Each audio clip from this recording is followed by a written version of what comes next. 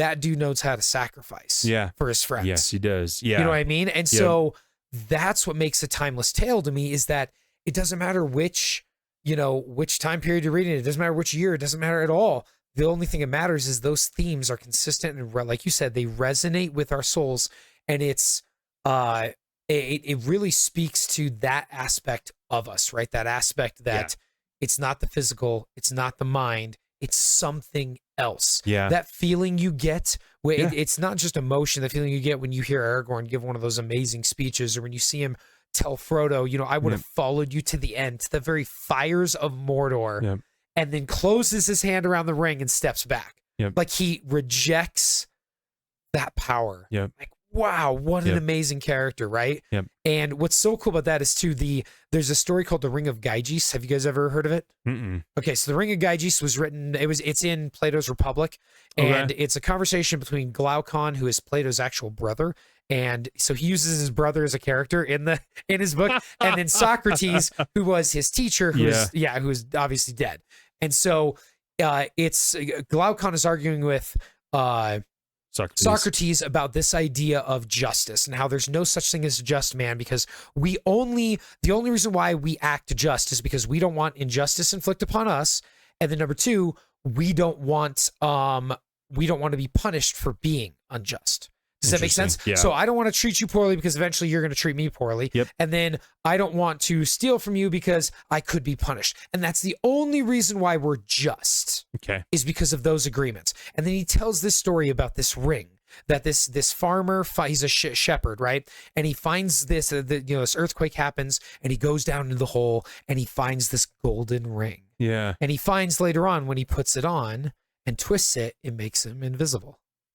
And no one can see him. And so he goes to the farmer meeting and he realizes this, right? The meeting with all the other shepherds and farmers, and he realizes invisible because he hears them talking about him as if he's not there.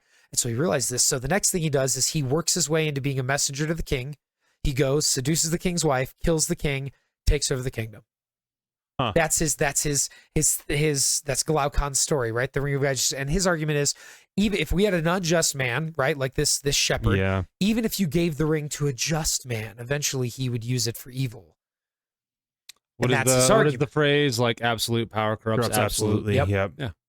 No, I think, and I mean, to that point, right, I think we do see that in politics. That's the nasty thing about politics, right, is you have these individuals who I would say they're maybe in the minority, but I mean, I'd like to think they aren't, but they're in the minority of, hey, I'm going into this for this noble pursuit because I want to serve, because I want to help make our country better, right? And then they come across that power, and you either have to leave or bend the knee to the power, really, and play the game. Right. And so to Glaucon's point, die a hero or live long enough to see yourself become the villain. Oh, goodness. That's a great quote, by the way. Very accurate for politicians. So you guys agree with Glaucon? So I would say there's no such thing as a just man. Here's the thing. I would argue that, and I get into this all the time, when I get into people about arguments or discussions about social topics, especially that are macro in scale. So it's not like me and Tim arguing about what would he do individually, right? Yeah. But it's like when I'm setting up, if I were to set up rules and laws for a country that has to run with the masses, people are inherently evil. Okay. And I have to use that as my guiding star when making decisions, because then I am planning for the weakest link or the least common denominator in that topic, right? Sure. Okay. So in this argument, no man is just. There is no such thing. And I would also argue that people that think that the rules of, like, well, people are just because the social constructs that we have make it beneficial, so they're not doing it because there's a God. They are doing it because it is actually in their best interest. I honestly think that once you give them power and you see that, I'm like, okay, well, then if I remove the need for you to have a selfish need for it and you become wicked, were you ever actually good? And that's part of Glaucon's argument. His argument is, of course, now he goes on to do, he said, let's give an unjust man the ability to be as unjust as he wants, and he will always be perceived as being just. And then let's take a just man and let's keep him as just, but give him the perception by everybody else that he is unjust for his entire life. And then he asks the question, well, who is truly happier, right? Well, the unjust man, of course, because he has everything, right? No. I would argue no. Not necessarily. Then you'd be on Socrates' side. Probably. Because Socrates argues back, a just man wouldn't even take the ring. Just man would throw the ring away. So he wouldn't be tempted by it. He says the just man, even if he suffers his whole life being declared unjust, he will still die happier because he knows he lived his life well. Sure. He is authentic.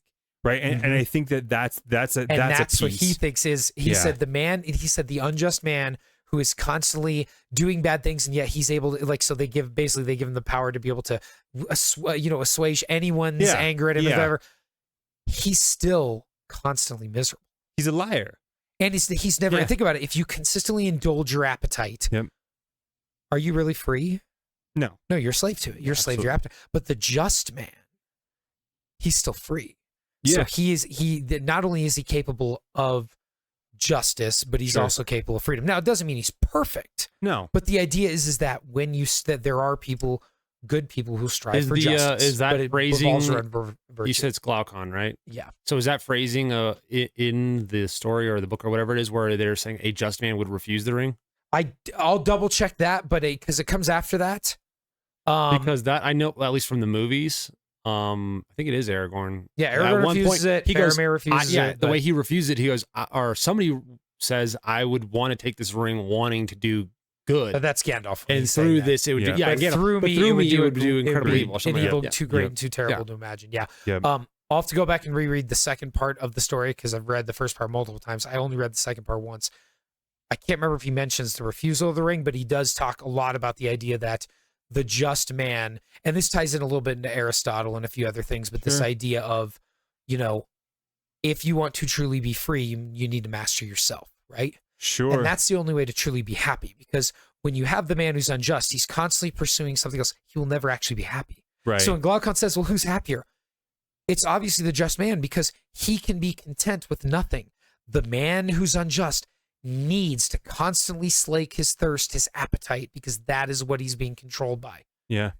And so he'll never be happy because you can never truly slake that thirst. Sure. So he will die miserably with everything. Yeah, and the just man will die alone, and people will think he's terrible, but he will die happy, knowing he did the right thing. When this silent, you'll be alone, far from friends in life. You'll spend your evenings getting stoned.